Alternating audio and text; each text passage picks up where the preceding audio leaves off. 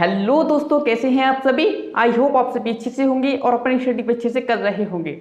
तो साथियों, मैं लास्ट लेक्चर में एक्सरसाइज 4.4 कंप्लीट कर ली है। आज से हम नई प्रश्नावली शुरू कर रहे हैं जिसका टाइटल है एक्सरसाइज 4.5। कौन सी प्रश्नावली है? 4.5। तो साथियों, हमने जो पिछली वाली एक्सरसाइज में देखा था उसमें हमने आव्यूह का सहखंड के बारे में बात करी थी, लेकिन अब क्या करेंगे सहखंडज के बारे में। आव्यूह का सहखंडज ऑफ और क्या है व्युत्क्रम, यानी adjoint and inverse of A matrix. पहले हमने किसके बारे में बात करी थी? सहखंड के बारे में, लेकिन अब क्या देखेंगे सहखंडज। क्या? सहखंडज। ठीक है, तो देखिएगा सबसे पहले हम देखते हैं आव्यूह का सहखंडज, फिर देखेंगे आव्यूह का व्युत्क्रम। तो आव्यूह का सहखंडज क्या होता है, अब इसकी डेफिनेशन भी देखेंगे। पहले अभी इसे एक एग्जांपल के थ्रू मैं आपको बताता हूं। आई गारंटी जैसा मैं आपको ये बताऊंगा सहखंडज और व्युत्क्रम के बारे में, पहले आपको कभी किसी ने बताया नहीं होगा, ये मेरी गारंटी है। आप देखते रहिए। देखिए, आव्यूह का क्या निकालना है? हमें सहखंडज निकालना है। ठीक है, तो हमें कोई भी आव्यूह दिया गया है, फॉर एग्जाम्पल जैसे देखिए ए बराबर क्या है, ये हमारे क्या है अवयव होते हैं, आप सबको पता होगा। A12 A1, पहले 1 1 कर लेते हैं, 1 1 1 2 और 1 3। ठीक है, ऐसे ही A21 A22 और A23, A31 A32 A33। ये क्या है? हमारे कोई एक आव्यूह है, उसके क्या है ये अवयव हैं। क्लियर है? अब यहां से देखिए, यदि हमें A11 का क्या निकालना है? सहखंड निकालना है। क्या? सहखंड। लिख लेते हैं A11 का सहखंड। ध्यान दीजिए क्या बोल रहा हूं, सहखंड। तो क्या होता है? A11 होता है। ठीक है, A12 का ज्ञात करें तो क्या होता है सहखंड? क्या होगा बताइए? A12। ठीक है, इसी प्रकार से हम देख सकते हैं डैश डैश डैश A33 का लास्ट लिख लेता हूं, A33 का सहखंड हम ज्ञात करें तो क्या होगा? Capital A33। क्लियर है? तो ये तो होता है क्या अवयव का सहखंड निकालना। लेकिन यदि हम आव्यूह का, पूरे आव्यूह का क्या निकालते हैं? सहखंडज निकालते हैं। तो कैसे लिखते हैं? देखिए इधर लिख देता हूं एडजॉइंट। क्या? एडजॉइंट। एडीजे का मतलब क्या है? एडजॉइंट। ध्यान दीजिए, सहखंडज को किससे प्रदर्शित करते हैं? एडीजे बोले तो एडजॉइंट। एडजॉइंट। ठीक है, और क्या है? ए एडजॉइंट ए। यहां से ये क्या है? हम सहखंडज फाइंड कर रहे हैं, तो यहां से देखिए कि क्या हो जाएगा। A11 का सहखंड क्या है? A11। ठीक है, A12 का क्या है? कैपिटल A12 और A13। क्लियर है? इसी प्रकार से क्या है सभी का हो जाएगा, और A233 A31 32 और 33। ये क्या है? ये अवयव के सहखंड थे, और ये क्या है? पूरे आव्यूह का सहखंडज है। इस प्रकार से क्या है एडजॉइंट ए फाइंड करते हैं, और उसके बाद क्या लगा देंगे? ये जो है इसका क्या कर देंगे? परावर्त कर देंगे। क्या? परावर्त कर देंगे। देखिए कैसे, A11 A21 और A31 इस प्रकार से है हमारे पास। तो A12 A22 और A32, 13 और 23 और A33। क्लियर है? ये क्या है? अब क्या कर देंगे? इसका परावर्त कर देंगे, ट्रांसपोज कर देंगे। जब हम इसका परावर्त कर देंगे तो कैसे होगा? इधर का नोट कर लिया होगा। ठीक है, इधर से रफ कर देता हूं। परावर्त कर देंगे, क्या होगा? पंक्ति स्तंभ में बदल जाएगी और स्तंभ पंक्ति में। और क्या ज्ञात कर रहे हैं हम? Adjoint A. क्लियर है? देखिए कितना A11 क्या हो जाएगा? ये स्तंभ में आ जाएंगे और स्तंभ वाला पंक्ति में पहुंच जाएगा। तो 1 1 2 1 3 इस प्रकार से आ जाएंगे, 1 2 और 1 3। ठीक है, A21 A22 ट्रांसपोज करना तो आता होगा, पिछली वाली एक्सरसाइज में काफी करे हैं ना हमने।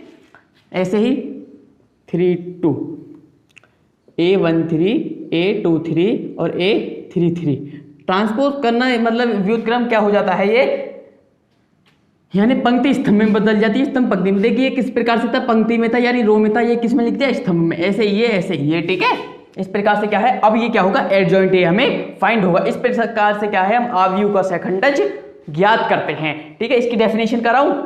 देखिए आव्यूह का सेकंड की डेफिनेशन क्या है, एक वर्ग आव्यूह ए, एक क्या है हमारे पास स्क्वायर मैट्रिक्स है क्या ए, जिसमें ए आई जे उसके अवयव क्या है ए आई जे। आई जे क्या होता है, आई वी पंक्ति और जेवा स्तंभ का सेकंडज क्या है, ए आई जे, स्मॉल ए आई जे का सेकंडज क्या हो गया, कैपिटल ए आई जे हो गया, के परावर्त के रूप में परिभाषित करते हैं। देखिए हमारे पास क्या था, हमारे पास कोई एक, मैंने अभी बताया था ना आपको एग्जांपल के तौर पे, कोई एक स्क्वायर मैट्रिक्स था ए, उसका हमने क्या किया, एडजॉइंट ए फाइंड किया। एडजॉइंट ए फाइंड करने के बाद में क्या है, उसका परावर्त कर दिया। ठीक है, अभी मैंने बताया था ना परावर्त ट्रांसपोज, उसका परावर्त कर दिया।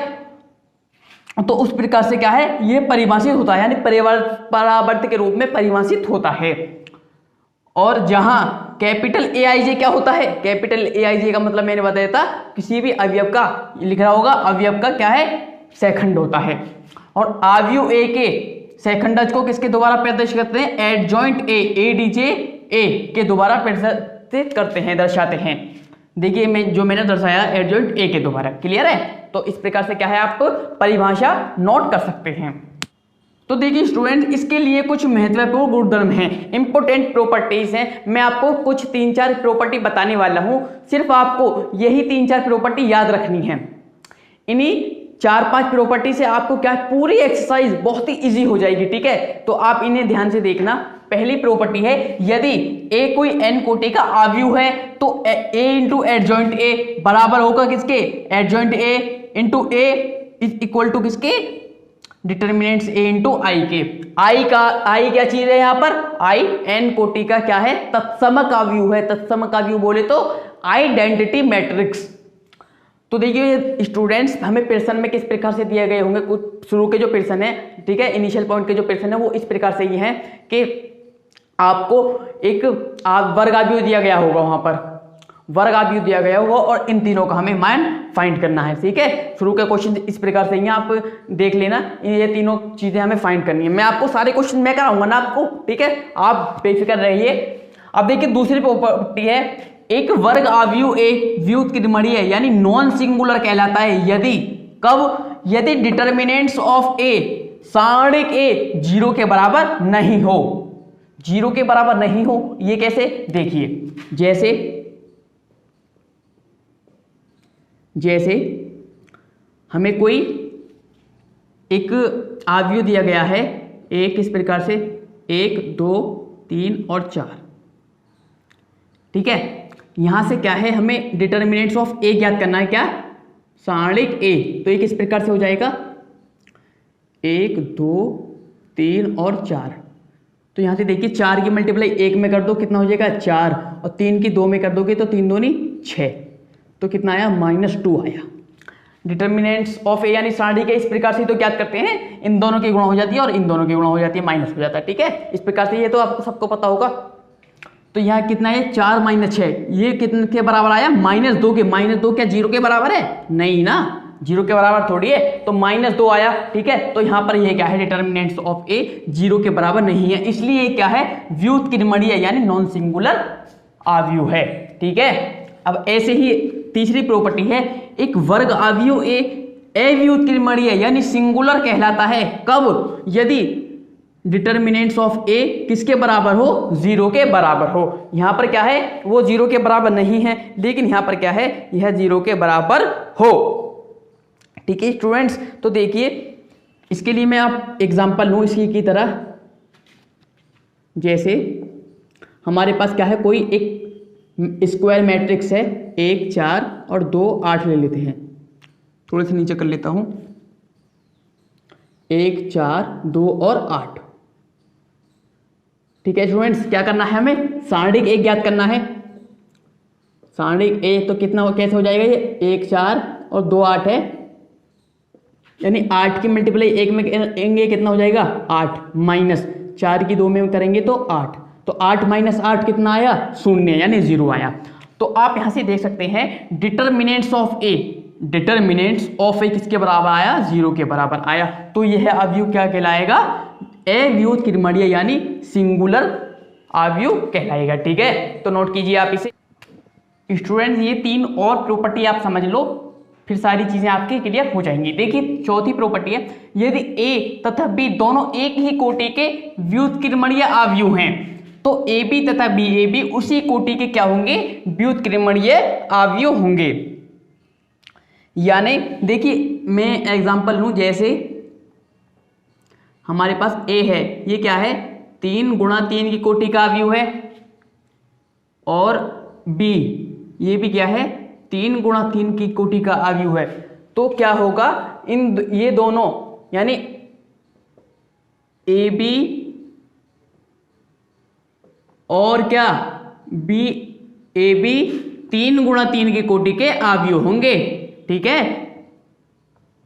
क्या 3 गुणा 3 की कोटि के अवयव, व्युत्क्रमणीय अवयव होंगे। यदि ए 3 गुणा 3 की कोटि का अवयव है, बी क्या है 3 गुणा 3 की कोटि का अवयव, ये दोनों क्या है एक ही कोटि के अवयव है, तो ए बी भी 3 गुणा 3 की कोटि का अवयव होगा, बी ए बी क्या होगा 3 गुणा 3 की कोटि का व्युत्क्रमणीय अवयव होगा। व्युत्क्रमणीय समझते हो, यानी ए का सारणिक करें तो क्या हो 0 के बराबर नहीं आए, और बी का करें तो ये क्या है 0 के बराबर नहीं आए। ऐसे ही सारणिक ए बी करें तो 0 के बराबर नहीं आए, और सारणिक बी ए बी 0 के बराबर नहीं आए। यही क्या कहलाता है, व्युत्क्रमणीय अवयव कहलाता है। ठीक है, तो ये वाली प्रॉपर्टी क्लियर हो गई। अब देखिए प्रॉपर्टी नंबर 5, अवयव के गुणनफल का सारणिक हमेशा उनके सारणिकों के गुणनफल के समान होता है। यानी फॉर एग्जाम्पल हमारे पास 2 अवयव दिए गए हैं, उन दोनों के सारणिकों का क्या गुणनफल उन दोनों के गुणनफल के सारणिकों के बराबर होता है। जैसे देखिए हमारे पास सारणिक ए और सारणिक बी है, तो इन दोनों का जो गुणनफल होगा वो क्या होगा, इन दोनों का सारणिक इन दोनों के गुणनफल के बराबर होगा। ठीक है, तो इस प्रकार से क्या है हमारी प्रॉपर्टी नंबर 5 क्लियर होती है। क्या, अवयव के गुणनफल का सारणिक यानी इन दोनों के गुणनफल का सारणिक क्या होगा, उन सारणिकों के गुणनफल के समान होगा, यानी इन दोनों के ए बी के गुणनफल के सारणिक के समान होगा। क्लियर है। अब देखिए प्रॉपर्टी नंबर 6, एक वर्ग अवयव ए के व्युत्क्रम का अस्तित्व है यदि ए व्युत्क्रमणीय हो। ए व्युत्क्रमणीय क्या हो, अवयव हो, और व्युत्क्रमणीय अवयव आप सबको पता है क्या होता है, यानी सारणिक ए बराबर क्या हो 0 नहीं हो, यही तो होता है व्युत्क्रमणीय अवयव। तो ए इनवर्स, तभी तो ए इनवर्स का मतलब क्या, ए का व्युत्क्रम कितना हो जाएगा 1 upon determinants A into adjoint A DJ A. Clear है, कितना होगा ए का व्युत्क्रम समझ लिए, बहुत इंपॉर्टेंट प्रॉपर्टी है, काफी सारे क्वेश्चंस में यूज होगी। ए इनवर्स इक्वल टू किसके होता है 1 अपॉन सारणिक ए इंटू एडजॉइंट ए, यानी 1 upon determinants of A into adjoint A. Clear है, तो इस प्रकार से क्या है आपकी सारी प्रॉपर्टीज क्लियर हो जाती हैं। तो साथियों आज आपका बिल्कुल बेसिक कंसेप्ट एक्सरसाइज 4.5 का क्लियर हो गया है, इससे बाहर आपका कुछ भी नहीं आने वाला, आई गारंटी। ठीक है, तो साथियों लेक्चर पसंद आए हो तो लेक्चर को लाइक कीजिए, शेयर कीजिए। यदि आप चैनल पर नए हैं तो सब्सक्राइब करके घंटी बजाना बिल्कुल भी मत भूलिए। यदि आपने इसके पिछले चैप्टर्स के भी लेक्चर्स नहीं देखे हैं तो मैं नीचे डिस्क्रिप्शन बॉक्स में लिंक दे दूंगा, आप वहाँ सारे लेक्चर्स जरूर देख लेना, ताकि आपके भी सारे नोट्स हमारे साथ ही निरंतर चलते रहें। तो साथियों मिलते हैं अगली वीडियो में, तब तक के लिए गुड बाय।